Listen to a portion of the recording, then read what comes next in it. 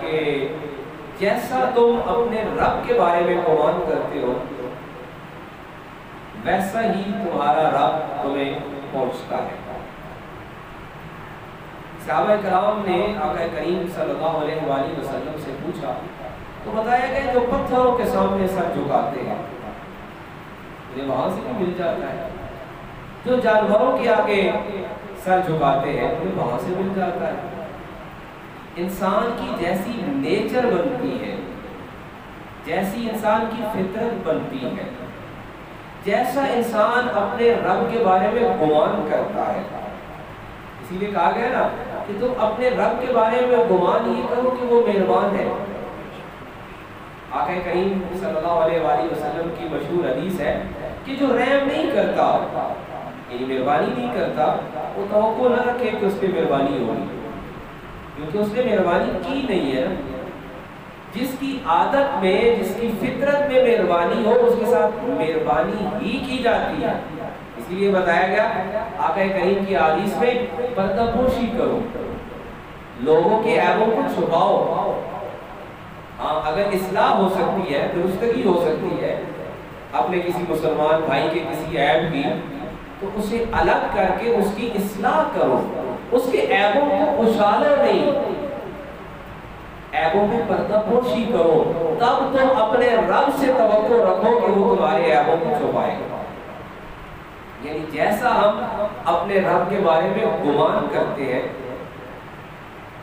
اسی لیے آقا کریم کی ایک اور روایت کو اس کے ساتھ رکھ لیجئے کہ آقا کریم فرماتے ہیں کہ جو کنجوس ہوتا ہے، بخیل ہوتا ہے، اس کا رزق تنگ ہوتا ہے۔ صحابہ کرام نے پوچھا آقا کریم صلی اللہ علیہ وآلہ وسلم اس کا کیا معنی ہے؟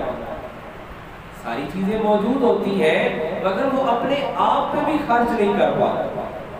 بخیل کا رزق تنگ ہوتا ہے اور جس کا دامن کشادہ ہوتا ہے، جس کا ظرف وسیع ہوتا ہے، اس کے رزق میں بھی برکت ہوتی ہے، اس کے کلام میں بھی برکت ہوتی ہے، اس کے گھر میں بھی برکت ہوتی ہے، اس کی ساری نعمتوں میں برکت ہوتی ہے۔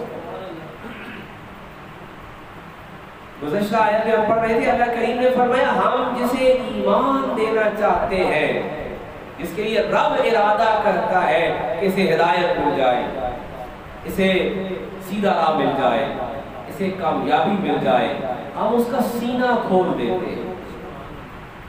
آج فرمایا وَهَذَا صِرَاطُ رَبِّكَ مُسْتَقِيمًا، اور جسے سینہ کھل گیا، جسے شرح صدر مل گیا، اسے ایمان مل گیا، اسے ہدایت مل گئی، اسے کامیابی مل گئی، اور فرمایا وَهَذَا صِرَاطُ رَبِّكَ مُسْتَقِيمًا، یہی تمہارے رب کا راستہ ہے جو سیدھا ہے۔ قرآن مجید میں راستے کے لیے کئی لفظ آئے ہیں۔ سبیل بھی عربی میں راستے کو کہتے ہیں، طریق بھی عربی میں راستے کو کہتے ہیں، اور صراط بھی راستے کو کہتے ہیں۔ اب سورہ فاتحہ میں ہم پڑھتے ہیں اہدنا الصراط المستقیم، صاحب تفسیر کبیر فرماتے ہیں کہ یہ ایسا راستہ ہے جس میں کوئی موڑ نہیں آنے والا۔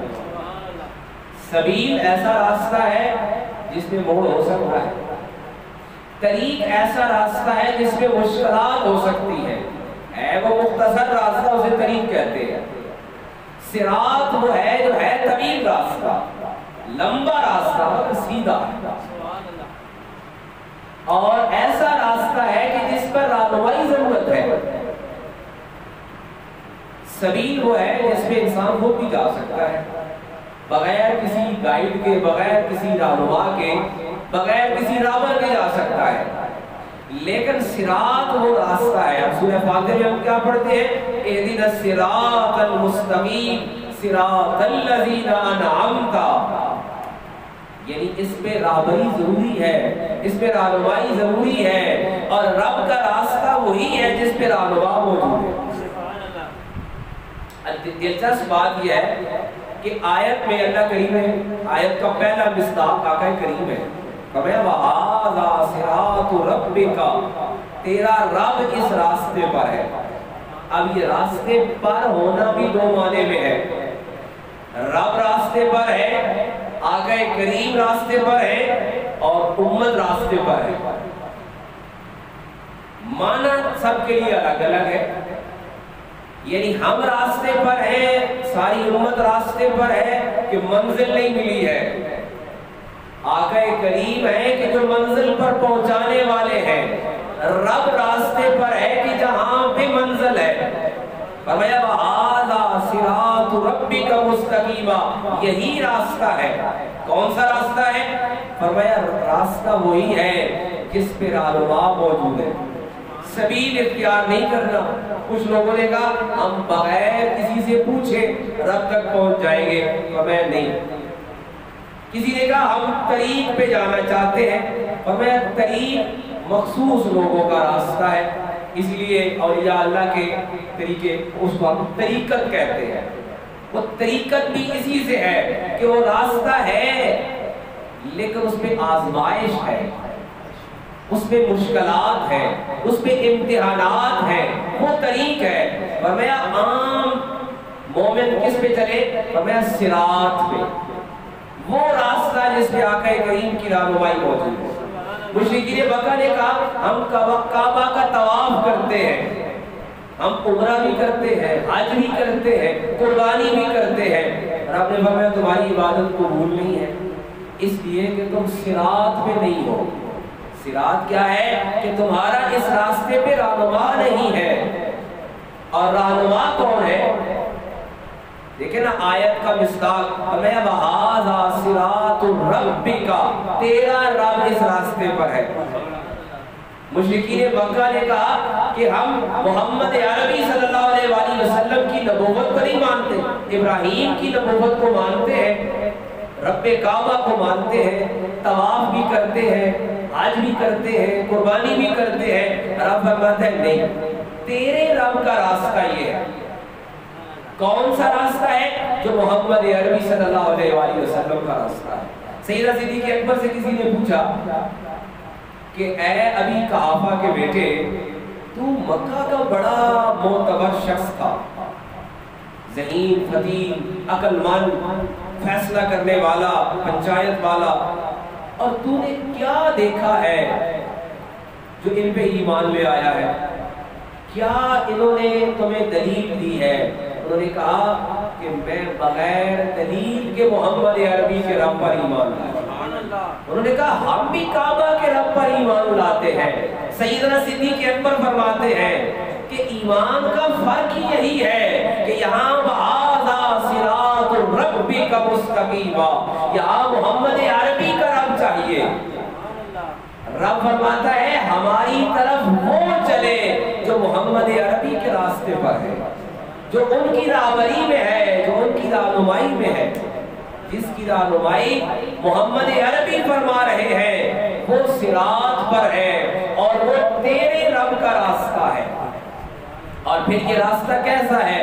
فرمایا مستقیما، یہ ایسا سیدھا ہے کہ اس پہ کوئی موڑ نہیں ہے، اس پہ کوئی مشکل بھی نہیں ہے، کوئی امتحان بھی نہیں ہے۔ یہ محمد عربی کے دامن سے جو وابستہ ہے، وَهَذَا صِرَاطُ رَبِّكَ مُسْتَقِيمًا، وہ سیدھے راستے پر ہے۔ قَدْ فَصَّلْنَا الْآيَاتِ لِقَوْمٍ يَذَّكَّرُونَ، اور ان کے لیے ہماری آیتیں تفصیل کے ساتھ ہیں تاکہ وہ یاد کر لیں۔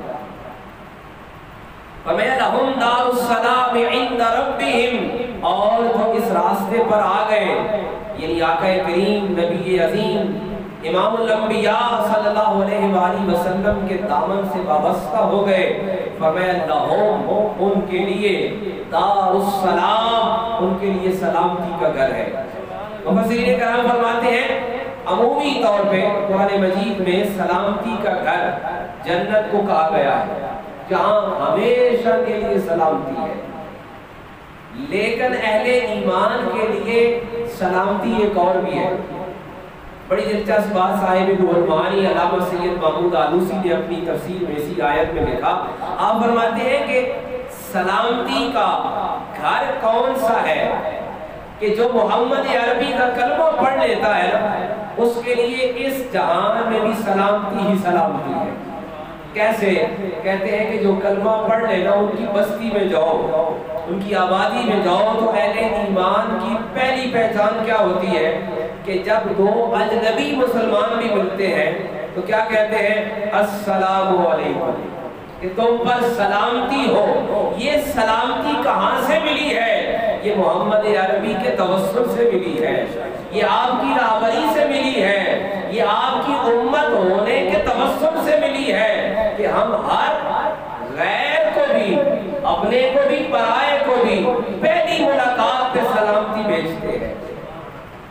رب نے اسی لیے وعدہ فرمایا کہ جو آپ کی رہبری میں آ گیا، جو آپ کی امت میں شامل ہو گیا، لہم دار السلام، وہ سلامتی کے گھر میں ہے۔ اس جہان میں بھی، اس جہان میں بھی، ہر جگہ سلامتی پر ہے۔ فرمایا عند ربہم، اور اپنے رب کے پاس ہے۔ رب نے فرمایا نا، ایک رب ہر ایک کے قریب ہے، اور ایک جو اس کے ہو جائیں وہ اس کے قریب ہو جاتے ہیں۔ ایک وہ ہے کہ رب فرماتا ہے کہ ہم ہر ایک کی شہرت سے قریب ہیں، اور جو ایک آقا کریم امام الانبیاء کے دروازہ خیر سے وابستہ ہو جائیں، آپ کی دہلیز کے خادم ہو جائیں، فرمایا عند ربہم، وہ رب کے پاس ہو جاتے ہیں، وہ رب کے قریب ہو جاتے ہیں۔ فرمایا وَهُوَ وَلِيُّهُمْ، اور ان کا کارساز، ان کا ولی، ان کا دوست وہ رب ہو جاتا ہے۔ اور اسی لیے قرآن نے کہا الا ان اولیاء اللہ لا خوف علیہم ولا هم يحزنون، جو آقا کریم کی غلامی میں آ جاتے ہیں، جو آپ کی رہبری میں آ جاتے ہیں، آپ کی قیادت کو تسلیم کر لیتے ہیں، اور آقا کریم کو دنیا و آخرت میں اپنا رہنما بنا لیتے ہیں، رب فرماتا ہے وہ جہاں رہیں سلامتی ان کے ساتھ ہو جاتی ہے، اور وہ اپنے رب کے قریب ہو جاتے ہیں۔ سورہ بقرہ میں اللہ کریم نے ارشاد فرمایا اجیب دعوت الداعی اذا دعان فلیستجیبوا لی، لوگوں نے سوال کیا کہ ہمارا رب کہاں ہے؟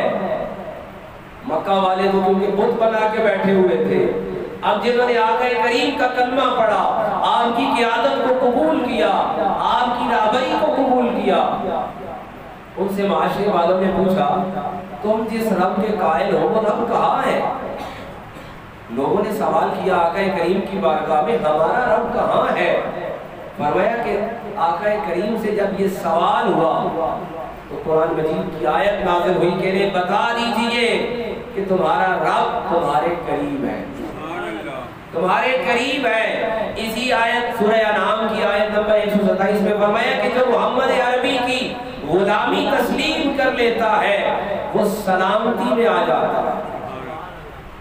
لہم دار السلام، وہ سلامتی کے گھر میں آ جاتا ہے۔ اور سلامتی پتہ ہے کیسی ہے؟ ایک اور حدیث مبارکہ اس پر سنیے، آقا کریم فرماتے ہیں کہ مومن جہاں رہتا ہے وہاں سلامتی ہوتی ہے۔ اس کی مثال کیسے ہے؟ آقا کریم فرماتے ہیں جب تمہارا گھر خالی ہو، ویسے گھر میں جب اہل خانہ موجود ہو تو گھر میں داخل ہو کے سب کو سلام کرو، انہیں سلامتی بھیجو کہ اہل ایمان کا گھر ہے، یہاں سلامتی ہے۔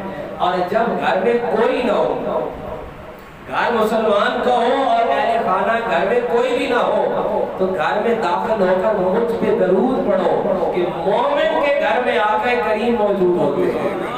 اس لیے فرمایا مومن جہاں رہتا ہے لہم دار السلام، وہ سلامتی کے گھر میں رہتا ہے۔ اس لیے بتایا کہ مسلمان کی قبر کے پاس سے گزرو تو اسے کہو کہ تم سلامتی میں رہو۔ قبر کو بھی، مومن کی قبر کو بھی گزرتے ہوئے سلامتی بھیجو، اور مومن کا گھر خالی بھی ہو پھر بھی وہاں جا کے آقا کریم پر درود بھیجو کیونکہ وہ مومن کا گھر ہے۔ آقا کریم نے فرمایا جو صراط مستقیم پر آ جاتا ہے، کون سا راستہ؟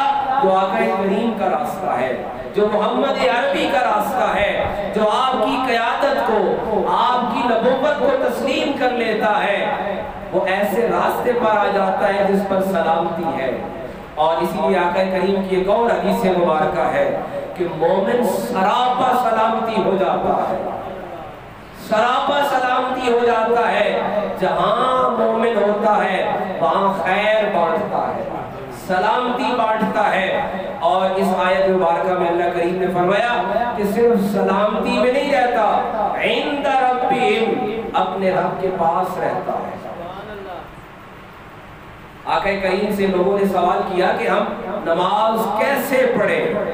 فرمایا نماز ایسے پڑھو جیسے رب کو دیکھ رہے ہو۔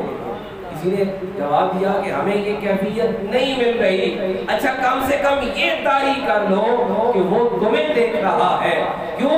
لہم دار السلام عند ربہم، جو آقا کریم کی قیادت میں آ گئے رب ان کے قریب ہو گیا، اور صرف قریب ہی نہیں ہو گیا، قریب سارے انسانوں کے ہے، لیکن جو آقا کریم کی غلامی کو قبول کر لیتے ہیں فرمایا ان کے لیے لہم دار السلام عند ربہم وَهُوَ وَلِيُّهُمْ، وہ رب سب کا ہے، رب سب کا ہے، کفار کا بھی مشرکین کا بھی سب کا ہے، مگر جو غلامی مصطفیٰ کو قبول کر لیتے ہیں رب ان کے قریب ہی نہیں ہوتا، وَهُوَ وَلِيُّهُمْ، ان کو اپنا دوست بنا لیتا ہے، ان کا دوست بن جاتا ہے، ان کا کارساز بن جاتا ہے۔ آقا کریم صلی اللہ تعالیٰ علیہ وآلہ وسلم کی غلامی اور آپ کا راستہ ہی سلامتی کا راستہ ہے، بھلائی کا راستہ ہے، عافیت کا راستہ ہے۔ اس جہان میں بھی سلامتی، اس جہان میں بھی سلامتی، کردار، اخلاق، اور یقین کیجئے کہ دنیا کے ہر معاملے میں سلامتی صرف آقا کریم نبی عظیم صلی اللہ تعالیٰ علیہ وآلہ وسلم کی غلامی میں ہے۔ رب کریم ہمارے آباد کی درستگی عطا فرمائے۔